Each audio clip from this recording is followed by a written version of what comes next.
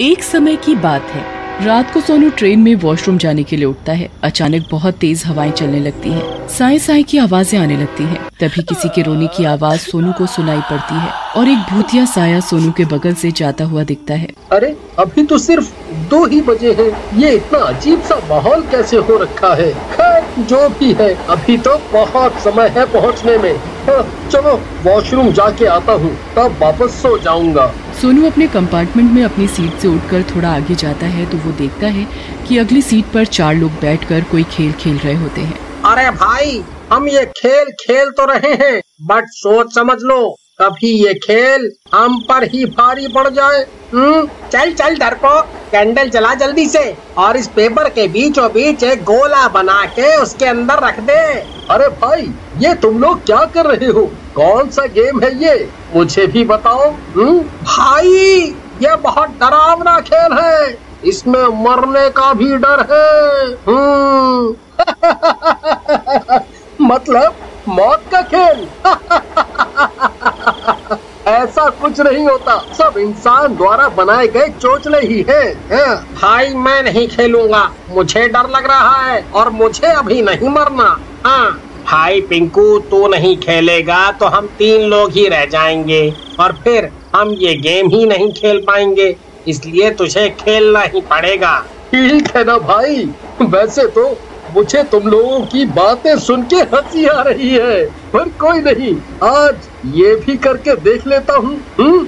पिंकू वहाँ से हट जाता है और उसकी जगह सोनू बैठ जाता है। पिंकू, अक्कू, सोनू और टुन्नू मिलकर ये खेल खेलने लगते हैं। इस पेज पर मैंने पेंसिल से ये गोला बना दिया है, इसके अंदर सोनू तुम एक कैंडल जला के रखो। ठीक है, मैं करता हूँ। आप सारे एक दूसरे का हाथ पकड़ो और जलती हुई कैंडल की तरफ देखते हुए बोलो, मैं तुम्हें महसूस कर रहा हूँ, मुझे पता है कि तुम यहीं हो, अपनी मौजूदगी का एहसास कराओ। ये क्या बकवास है? खुद से ही कुछ भी। हंसो नहीं भाई, जैसे कहा जा रहा है वैसे ही करो, कंसंट्रेशन के साथ, तभी तुम यकीन करोगे। अच्छा। सारे मिलकर वापस सेम लाइंस दोहराते हैं जो सिक्कू ने कही थी। कई बार दोहराने पर अचानक उस गोले से काला धुआं सा ऊपर की तरफ निकलता है और कैंडल की लौ का रंग बदलने लगता है। देखो भाई, लौ का रंग बदल गया। तुम लोग सच में पागल हो चुके हो। आग का भी भला कभी रंग बदलता है क्या? भाई, इसे ऐसे विश्वास नहीं होगा, कुछ और तरीका अपनाते हैं इस जनाब को यकीन दिलवाने के लिए। अक्कू इस बार गोले के अंदर बुझी हुई कैंडल रखता है और सब लोग आंखें बंद कर लेते हैं और सब लोग आंखें बंद करके एक दूसरे का हाथ पकड़कर, चलो अब मेरे पीछे बोलो सारे, हमें पता है कि तुम यहीं हो, अपनी मौजूदगी का एहसास कराओ। कई बार यही लाइंस दोहराने पर अचानक कैंडल जलने लगती है और अचानक उन सबको गुर्राने की आवाजें आने लगती हैं। कौन है यहाँ? तुम में से कौन ये आवाजें निकाल रहा है? ये आवाजें हम नहीं निकाल रहे थे, ये वही आत्मा की आवाज है जिसे हम बुला रहे थे। अब तुम्हें यकीन हुआ या अभी भी हंसोगे? मुझे पता है, तुम में से ही किसी ने कैंडल जलाई है जब मेरी आंखें बंद थी, और ये जरूर पिंकू भाई ने आवाज निकाली होगी। बेटा, हमें पता है तुम डर चुके हो और मान नहीं रहे हो। और सब लोग ये सुनकर हंसने लगते हैं। चलो चलो, काम करो अपना, मैं जाता हूँ अब सोने, ये सारी फालतू की बातें हैं। सोनू अंदर ही डर रहा होता है, पर वो सोने की कोशिश करता है अपनी सीट पर आकर। तभी सोनू को एक साया अपनी सामने वाली सीट पर दिखता है। कौन है वहाँ? सोनू को अब अजीबोगरीब आवाजें सुनाई देने लगती हैं। सोनू डर के मारे आंखें बंद कर लेता है और जबरदस्ती सो जाता है। उसकी नींद खुलती है तो वो देहरादून स्टेशन पहुंच चुका होता है। भैया के घर आकर वो ट्रेन की पूरी घटना उन्हें बताता है। अब आप ही बताओ, कितनी सच्चाई है इसमें? खुद ही करके देख लेते हैं एक बारी। मुझे भी एक ऐसा खेल पता है, पर कभी ट्राई नहीं किया। चलो साथ में ट्राई करते हैं, पर हमें अकेले अकेले अलग अलग जगह पर ट्राई करना पड़ेगा। रात होते ही भैया के कहने पर सोनू बाथरूम में एक कैंडल लेकर अकेले जाता है और शीशे के सामने खड़ा हो जाता है। मुझे पता है, तुम्हारी मौत कैसे हुई थी? आओ आके मुझे अपनी पूरी कहानी बताओ। ओ माशिरो, मुझे पता है तुम्हारी मौत दर्दनाक तरीके से हुई थी। आओ मेरे सामने आओ। तभी अचानक शीशे में एक जला हुआ डरावना चेहरा नजर आता है। सोनू वो चेहरा देखकर डर जाता है, पर हिम्मत बांधकर रिचुअल पूरा करने लगा। आओ मेरे सामने आओ और अपनी मौजूदगी का एहसास दो। तभी वो ओमाशिरो का भूत शीशे में से ही फूंक मारकर कैंडल बुझा देता है। तभी बाथरूम की लाइट भी फ्लिकर करने लगती है। अरे ये क्या होने लगा? ओमाशिरो, ये सब तुम कर रहे हो क्या? है? तुम कर रहे हो? तभी ओमाशिरो का भूत जोर जोर से हंसने लगता है और अपने आप बाथटब का पानी चलने लगता है। धीरे धीरे बाथटब में पानी ऊपर तक भरने लगता है। तभी सोनू को महसूस होता है कि बाथटब में कोई अंदर नहा रहा है। कौन है बाथटब में? ओमाशिरो, क्या तुम हो अंदर? तभी सोनू को पीछे से एक धक्का लगता है और वो सीधा बाथटब में जा गिरता है।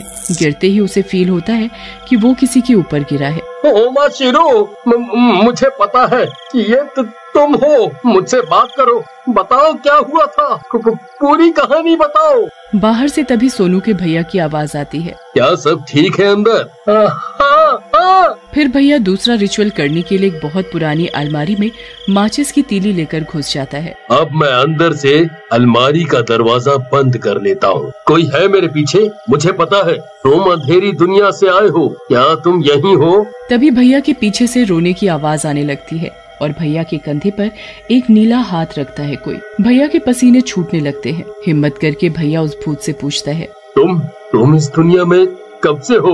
मैं सालों से इसी दुनिया में हूँ। मैं अब इंसानों की दुनिया में आना चाहता हूँ। तुम मुझे भी अपने साथ इस अलमारी से बाहर ले चलो।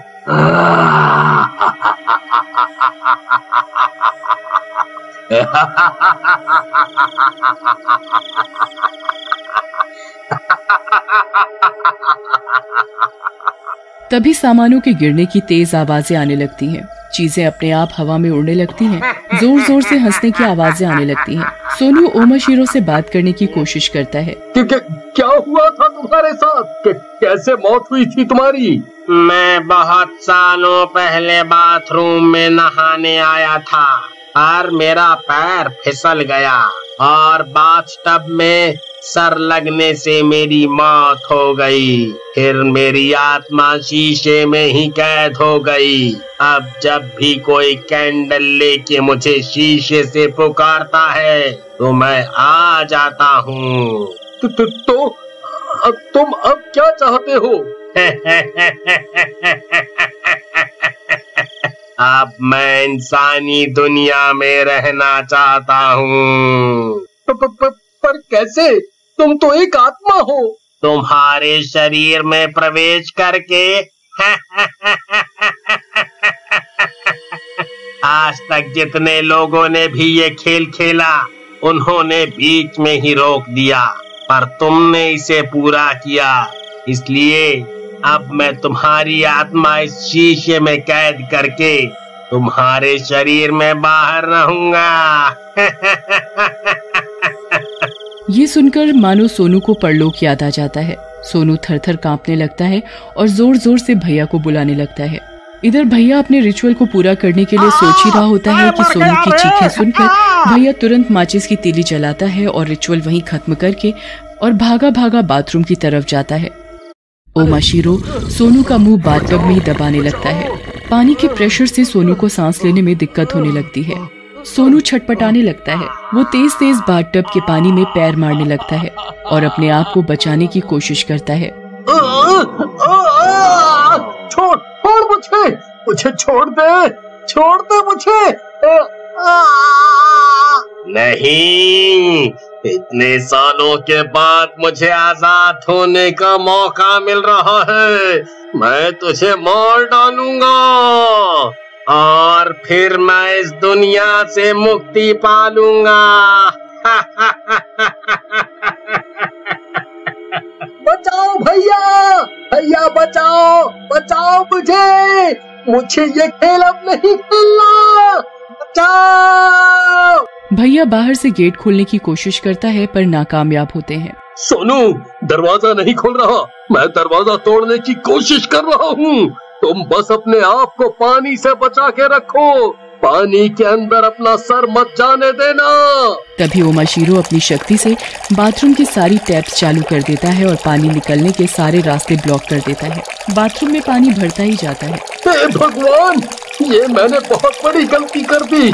आज मुझे बचा ले, आज मुझे बचा ले। मैं प्रसाद चढ़ाऊंगा और आज के बाद कभी किसी भी शक्ति का मजाक नहीं उड़ाऊंगा। हे राम जी, पानी तो बढ़ता ही जा रहा है, ऐसे तो ओमाशीरो की शक्ति भी दुगनी हो जाएगी। सोनू, तुम बाथटब से बाहर निकलने की कोशिश करो। उस ओमाशीरो की शक्ति सिर्फ बाथटब में ही दुगनी हो सकती है। मैं जब तक दरवाजा तोड़ रहा हूँ। अच्छा, मेरे खिलाफ चाल चलोगे तुम लोग? तुम्हारी इतनी हिम्मत, अभी बताता हूँ तुम्हें। ओमाशीरो अपना एक हाथ बड़ा करके दरवाजे के बाहर निकलता है और भैया को जोर का धक्का देकर दूर फेंक देता है। भैया का सर दीवार पर जा लगता है जिससे उसके सिर से खून आने लगता है। अब मुझे आजाद होने से कोई नहीं रोक सकता।